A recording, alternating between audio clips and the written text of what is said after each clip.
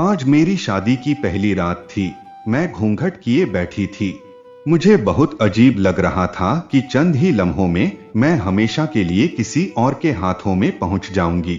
और यह शादी मेरी अपनी मर्जी की थी, बल्कि यूं कहिए कि मुझे राजन शुरू से ही पसंद था। मेरे बाबा को राजन एक आंख नहीं भाता था। बाबा कहते थे कि राजन अनपढ़ है, यह किसी काम का नहीं है। पर मुझे लगता था कि बाबा खामखा शक का शिकार है।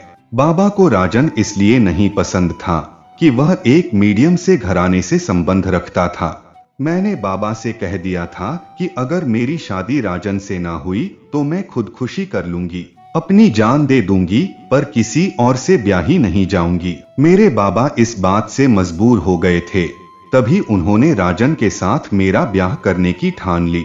पर मुझे बिल्कुल भी अंदाजा नहीं था कि जिंदगी में आगे चलकर मेरे साथ क्या होगा। मेरा पति और मेरी सास कह रहे थे कि तुम बहुत खुशकिस्मत हो, तुम्हारी शादी कराने बहुत ही जाने माने पंडित जो एक हकीम भी है, वो खुद आए हैं। आज तक उन्होंने ऐसा कभी नहीं किया। मुझे लगता है कि हमारी यह बच्ची बहुत किस्मत वाली साबित होगी। मेरी सास और पति यह सब बातें कर रहे थे, पर मुझे लग रहा था जैसे मुझसे कोई गलती हो गई हो। बार बार मेरा दिल अजीब अंदाज में धड़क रहा था। खैर, मेरी शादी हो गई। मैंने पंडित जी को एक ही नजर देखा था। पंडित जी तो वह थे जिनकी मेरे पति के खानदान में बहुत इज्जत थी, बल्कि यूं कहिए कि विश्वास की हद तक इज्जत थी। बहरहाल शादी हुई तो मेरे पति ने मुझे बहुत मोहब्बत दी। मेरी सास भी मुझसे प्यार से बात करती। सभी कहते कि तुम हमारे घर के लिए लक्ष्मी का रूप हो।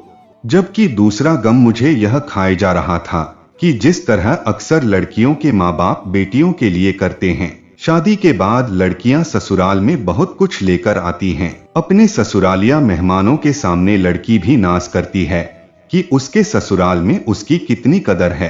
पर मेरे लिए यह सब कुछ नहीं था, क्योंकि मेरे माँ बाप ने मुझसे पहले ही कह दिया था, अगर तुम राजन जैसे इंसान की दुल्हन बनोगी तो फिर हम तुम हमारे लिए मर गई हो, क्योंकि तुमने हमारी मर्जी के खिलाफ अपनी पसंद को तरजीह दी है।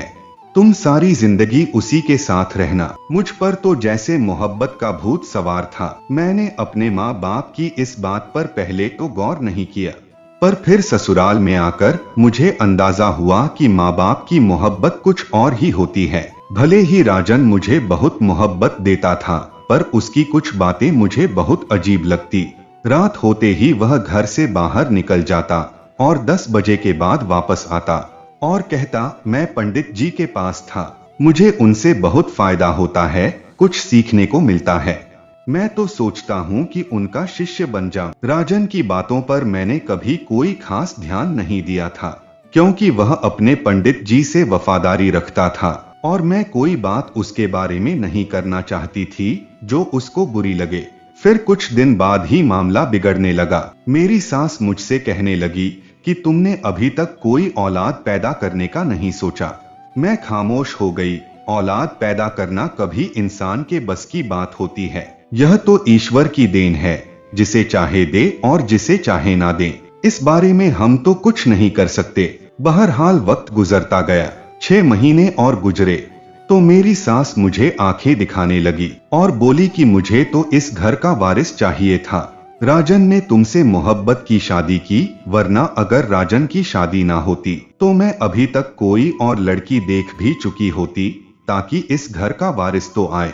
मैं उनकी बातें सुनती तो मुझे बड़ा बुरा लगता। आखिर उस घर में ऐसी कौन सी दौलत थी जो कि इनको इसके लिए वारिस चाहिए था?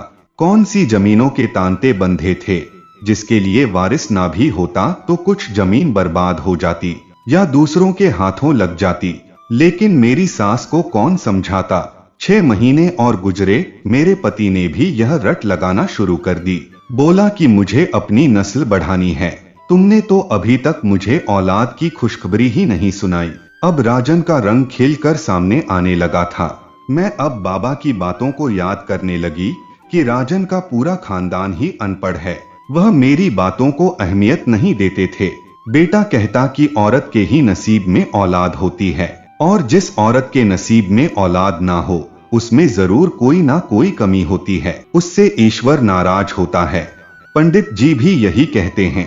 मैं उसकी बातें सुनकर बहुत डर जाती कि कहीं अब मुझे अपने घर वालों से ही मदद ना मांगनी पड़ जाए, क्योंकि उन्होंने तो हमेशा के लिए मुझसे संबंध खत्म कर लिया था। बहरहाल एक रात मेरा पति मुझे लेकर घर से बाहर निकल गया। बोला कि मैं पंडित जी के पास जाऊंगा तो तुमको भी ले चलूंगा, जरूर वह तुम्हें अपना आशीर्वाद देंगे तो तुम्हारे यहाँ औलाद होगी। मैंने अपने पति की मिन्नत की कि वह ऐसा ना करें। मुझे उस पंडित पर जरा भी यकीन नहीं है, पर मेरे पति को इस बात पर बहुत गुस्सा आया। बोला कि तुम्हें चलना ही पड़ेगा, तुम पंडित जी के पास नहीं जाती, इसीलिए तुम पर अभी तक ईश्वर की कृपा नहीं हुई। वह जरूर तुम्हें पापों से मुक्त करेंगे, तभी तो तुम औलाद पैदा कर सकोगी। मैं उसकी बातें सुनकर हैरान होती। बड़ी मुश्किल से मैंने उससे हाथ छुड़ाया और घर के अंदर आई। सासू माँ को भी सारा किस्सा पता चल चुका था। वह बोली कि फिलहाल तुम लोग अपने कमरे में जाओ, मैं सुबह उठकर इस मामले में बात करूंगी। मैं जानती थी वह भी क्या बात करेगी। सुबह हुई तो मेरी सास ने आकर मुझे वार्निंग दी कि अगर तुमने 1 महीने में बच्चा पैदा नहीं किया तो तुम्हें पंडित जी से इलाज करवाना ही पड़ेगा, या अगर तुम्हें बहुत नाज है अपनी दौलत पर तो अपने बाप से कहो कि तुम्हारा महंगा इलाज करवाएं। हमें तो बच्चा चाहिए, हमने शादी बच्चे के लिए की थी। मेरे बेटे को तुमसे मोहब्बत जरूर थी, पर तुम उसे ज्यादा पसंद करती थी, इसीलिए यह शादी तुम्हारी मर्जी पर हुई है। मैं यह बातें सुनकर बहुत परेशान होती, पर 1 महीने की मोहलत मुझे दी गई थी। मैंने इस महीने में उस ईश्वर से खूब प्रार्थना की कि वह मुझे औलाद की खुशी दे दे, पर जिसने अपने माँ बाप का दिल दुखाया हुआ है उसे क्या मिलता। 1 महीने बाद भी मेरी झोली खाली थी। अब मेरी सास के तेवर बिगड़ गए। मेरे पति ने भी कहा तुम्हें मेरी बात माननी ही पड़ेगी, क्योंकि मैं तुम्हें इस घर में बंजर जमीन की तरह नहीं देखना चाहता। मुझे तुमसे औलाद की खुशी चाहिए। मैं खूब समझती थी कि मेरा पति ऐसा क्यों कर रहा है, इसलिए कि मेरे मायके वाले मुझसे नाराज थे और राजन जो भी चाहता मेरे साथ कर सकता था। उसे मेरे मायके से किसी किस्म की कोई हिमायत का सामना नहीं करना पड़ रहा था। इसी वजह से वो दिन ब दिन मेरे साथ अपना रवैया बुरा करता चला जा रहा था। यहाँ तक कि मेरे पति ने ये भी कह दिया कि अब तुम्हें पंडित जी के पास चलना ही होगा, वरना तुम मेरी जिंदगी से निकल जाओ। मजबूरन मैं तैयार हो गई। वह शाम का वक्त था, तकरीबन 4 बजे थे। यह शनिवार का दिन था। मुझे अच्छी तरह याद है। अच्छी तरह इसलिए याद है क्योंकि उस दिन मेरे साथ बहुत बुरा हुआ था, ऐसा जो मैंने सोचा भी नहीं था। मेरे पति ने मुझे चादर से चेहरा ढकने का आदेश दिया। मैंने काले रंग की चादर में खुद को लपेट लिया, जिसमें मेरा रूप खूब ढक चुका था। मैं पंडित जी के ठिकाने पर पहुंची। वहां मुझे अंदर एक कमरे में ले जाया गया। यह एक बदबूदार कमरा था। भगवान जाने मेरे पति रोजाना यहाँ आकर घंटों कैसे गुजारते थे, और यह पंडित भी कितना पागल था जो मेरे पति को बुलाकर उससे घंटों बातचीत करता रहता है, और ना जाने उसे क्या क्या ऐसा कहता जिससे मेरा पति उसका दीवाना होता चला गया। बहरहाल मुझे उस पंडित के सामने बैठाया गया। मेरा पति नजरें झुकाए बैठा था और वह नीच आंखें फाड़कर मुझे देख रहा था। मुझे देखते ही उसकी आंखों में चमक आ गई और यह चमक में अच्छे से महसूस कर सकती थी। मैं जानती थी कि यह कोई ठीक आदमी नहीं है। जिस तरह से वह मुझे देख रहा था उसकी नजरें बहुत बेहया थी। मुझसे ज्यादा देर उसके सामने बैठा नहीं गया और वह इस कदर शातिर इंसान था कि तेज आवाज में कुछ मंत्र पढ़ने लगा, पर उसकी नजरें मुझ पर ही थी। मेरा पति तो यूं सर झुकाए बैठा था जैसे उससे ज्यादा अच्छा इंसान इस दुनिया में कोई नहीं है। खैर 2-4 मिनट गुजरे तो मेरे पति को देखकर पंडित जी ने कहा तुम दोनों इधर ही बैठो, मैं कुछ लेकर आता हूँ। नौटंकी पंडित हमारे सामने से उठा और कुछ लेने अंदर वाले कमरे में चला गया। मेरे पति ने मुझे नजरें झुकाने का आदेश दिया। मैंने ऐसा ही किया। 2 मिनट बाद आया तो उसके पास एक रजिस्टर था जिस पर कुछ उसने आड़ी तिरछी लकीरें खींची हुई थी। मेरा पति उसे देखकर कहने लगा पंडित जी अपनी मेहरबानी से हमें बता दें कि बच्चा कब होगा। पंडित जैसे हवा में घूरने लगा, जैसे बहुत ही बड़ा कोई काम अंजाम दे रहा हो। फिर थोड़ी देर बाद सोच वाले अंदाज में बोला, तुमको बच्चा तभी होगा जब तुम कोशिश करोगे। मैं उस नीच की तरफ हैरान होकर देखने लगी कि ये ऐसा क्यों कह रहा है। मुझे अपने पति का लिहाज ना होता तो मैं उसे वहीं पर सुना देती, पर मैं खामोश रही। फिर उसने हम दोनों को अलग अलग कमरों में भेज दिया। मुझे उसकी यह हरकत भी बहुत बुरी लगी, पर मैं चुप रही। बोला कि तुम दोनों को अलग अलग एक काम करना होगा, इसी से तुम लोगों के हाथ बच्चा पैदा होगा, और अगर यह काम नाकाम रहा तो दोनों कभी माँ बाप नहीं बन सकोगे। इसलिए जो मैं कहूँ उस पर सख्ती से काम करना। मेरे पति ने हाँ में सर हिला दिया। उसे तो पंडित की बात पर पूरा यकीन था। मैं भी चुप थी। फिर मेरा पति दूसरे कमरे में चला गया और मैं उसी कमरे में बैठी रह गई जहां मुझे पंडित जी ने बैठने को कहा था। मुझे डर भी लग रहा था। मुझे ऐसा लगता था जैसे मेरा पति मुझे बहुत बुरी जगह पर ले आया है। थोड़ी देर बाद पंडित ने अपने कमरे का दरवाजा बंद किया और मेरे सामने आकर बैठ गया। अब तो उसके शरीर से मुझे और भी ज्यादा घिन आ रही थी और पति की गैरत पर अफसोस हो रहा था जो दूसरे कमरे में बैठा था। उसे मेरी फिक्र नहीं थी, उसे पंडित पर कुछ ज्यादा ही भरोसा था। किसी मर्द को औरत के मामले में दूसरे मर्द पर भरोसा नहीं करना चाहिए। पंडित मेरे सामने बैठ गया। यह एक अधेड़ उम्र व्यक्ति था। अगर बूढ़ा होता या कमजोर होता तो मैं फिर भी इतना खतरा महसूस न करती जितना मुझे इस जवान पंडित से खतरा महसूस हो रहा था।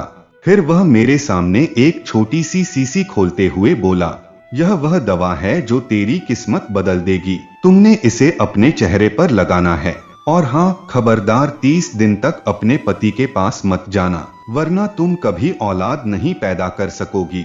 मैं उसकी बात सुनकर हैरान ही रह गई थी। जी ठीक है, मैंने धीमी सी आवाज में कहा, तो वो हल्का सा मुस्कुरा दिया। तू बहुत पाकीज़ा है, तेरा खानदान भी बहुत अच्छा है, लेकिन तू जानती है कि इंसान को सब कुछ नहीं मिलता, उसे जो मिलता है वह पूरा नहीं होता। तो यह दवा उसमें से निकाल कर अपने चेहरे पर लगाएगी तो देखना कितना ज्यादा असर होगा। तेरा पति तुझसे इतनी मोहब्बत करेगा कि कभी सोचा भी नहीं होगा। उसने मुझे वो गंदी सी शीशी पकड़ा दी और कहा कि इसे अपने चेहरे पर मल लेना। मैंने धीरे से वह शीशी अपने हाथ में पकड़ी और कमरे से बाहर आ गई, पर उसकी नजरें मुझे ठीक नहीं लग रही थी। मेरे पति को दूसरे कमरे में जाकर न जाने क्या कहा कि वापसी पर हम दोनों वापस आए तो मुझसे एक बात भी नहीं की। मुझे लगा जैसे पंडित ने हमारे रिश्ते को खराब कर दिया हो। राजन तो मुझसे बेपनाह मोहब्बत करता था, पर अब लगता था कि वह मुझसे नफरत करता हो। घर पहुंचकर वह अपनी माँ के कमरे में चला गया। मैं परेशान बैठी थी। उसने जो दवा मुझे दी थी वह तो मैं बिल्कुल भी अपने चेहरे पर मलने का सोच भी नहीं सकती थी। फिर सोचा क्या पता इतनी बातें करता है, हो सकता है उसकी बात में कोई सच्चाई हो। पर मुझे हमेशा से माँ ने बताया था कि कोई भी नई क्रीम लगाने से पहले हाथ पर लगाकर चेक करना, अगर उससे जलन हो तो उसे कभी भी ना लगाना। मैंने ऐसा ही किया। पति के आने से पहले मैंने हाथ पर यह दवा लगाकर चेक की, मगर मुझे अपनी स्किन पर जलन महसूस हुई।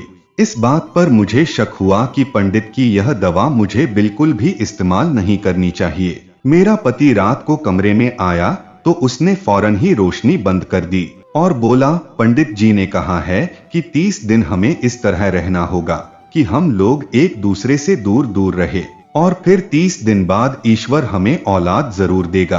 तुम भी मेरी बात पर अमल करो। हम सारी रात प्रार्थना करेंगे, ईश्वर की पूजा करेंगे तो उसे हम पर रहम आ जाएगा। मैंने कहा, प्रार्थना पूजा पाठ तो जरूर करनी चाहिए, उससे तुम्हारी आंखों पर बंधी पट्टी भी खुल जाएगी, तुम हकीकत देखने के काबिल हो सकोगे। मेरे पति ने मेरी बात का कोई जवाब नहीं दिया, पर मैंने ईश्वर से प्रार्थना की कि ऐसे झूठे इंसान से मुझे निजात दिलाए। मेरे पति को भी उस झूठे हकीम पंडित के असर से आजाद करें। यहाँ तक कि सुबह हो गई पर मेरी आंख नहीं लगी।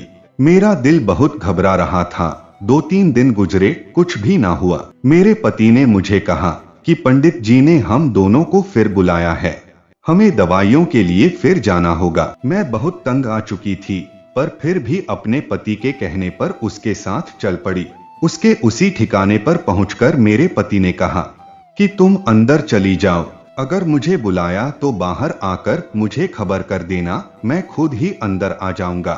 मुझे अपने पति की नासमझी पर अफसोस हो रहा था। मेरे बाबा सही कहते थे कि राजन और उसका पूरा खानदान ही अनपढ़ गवार है, उन पर कभी एतबार नहीं करना। अब मुझे समझ आया था कि भाई ऐसा क्यों कहते थे। राजन तो ऐसा था कि एक बात उसे कोई व्यक्ति कह दे तो उसे पत्थर पर लकीर समझ लेता। बस उसे मेरी ही बात समझ नहीं आती थी, क्योंकि वह औरत को कम अक्ल समझता था। बहरहाल पंडित जी ने मुझे अपने कमरे में बुला लिया। मैं उसके सामने बैठी थी। उसने अपने कमरे में अचानक से तेज रोशनी की तो मुझे आंखों पर चुभन होने लगी। वह मेरे चेहरे को गौर से देखने लगा और बोला, लगता है तूने मेरी दवा इस्तेमाल नहीं की। मैंने कहा कि तभी तो मेरे चेहरे पर इतनी लाली छाई हुई है।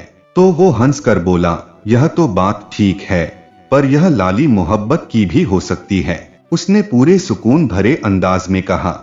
मैंने उसे उसी तरह से देखा और उसकी बात का कोई जवाब नहीं दिया। कुछ सोचकर वो बोला कि कोई बात नहीं, तुझे मैं एक और दवा देता हूँ, यह अपने चेहरे पर लगा लेना, इतना असर होगा कि सोच भी नहीं सकती। तुम्हारा पति तुमसे मोहब्बत करेगा। मैं उससे यह पूछना चाहती थी कि इस दवा से आखिर होगा क्या, पर वह बोलने ही नहीं देता था।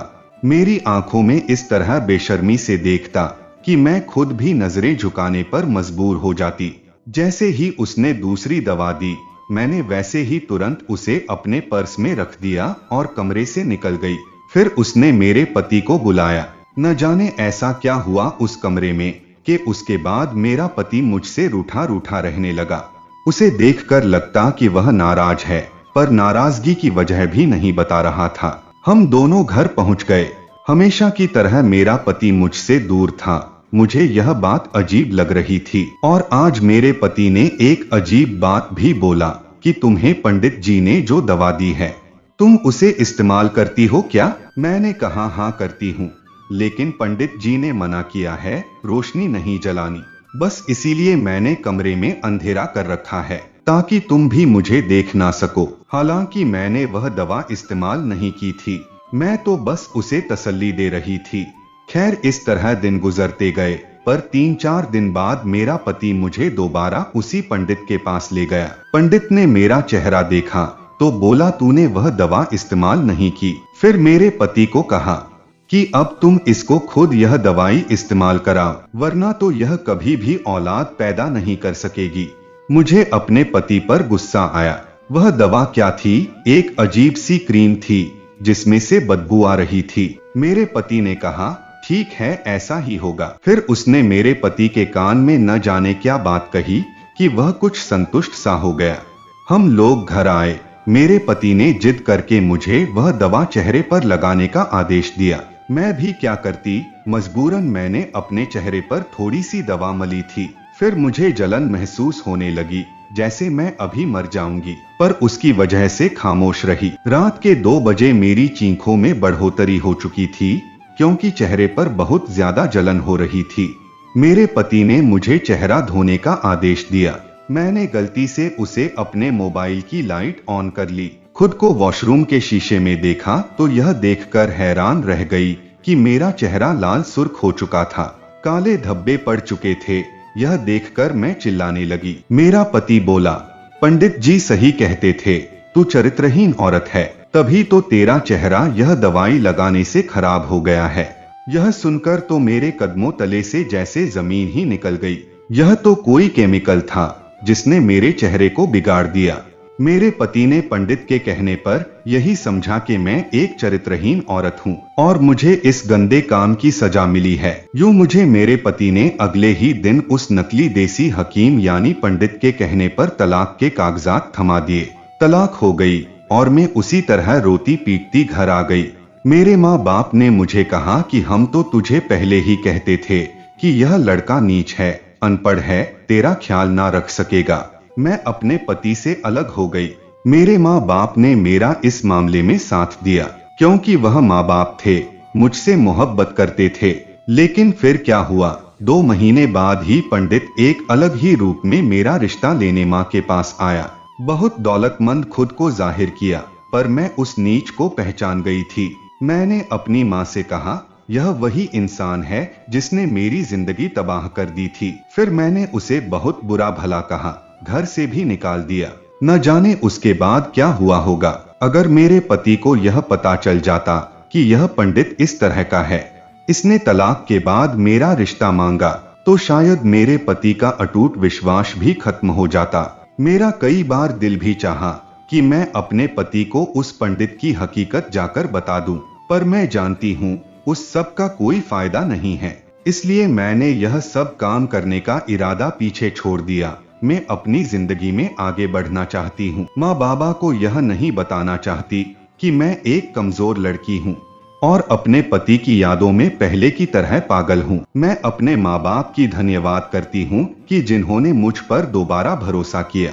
मैं दोबारा उस दुनिया में जाना भी नहीं चाहती जहां मेरे पति को मुझ पर यकीन ही ना हो। सब लोगों से यही कहूंगी कि अपने माँ बाप की मर्जी के बगैर कोई फैसला ना करें, खासकर लड़कियों को, क्योंकि हमें जमाने की समझ नहीं होती और हम मीठी बातों में आकर अपना नुकसान कर बैठती है। तो दोस्तों, ये कहानी आप लोगों को कैसी लगी है, कमेंट करके आप लोग जरूर बताइएगा। मिलते हैं एक नए कहानी के साथ, तब तक के लिए धन्यवाद।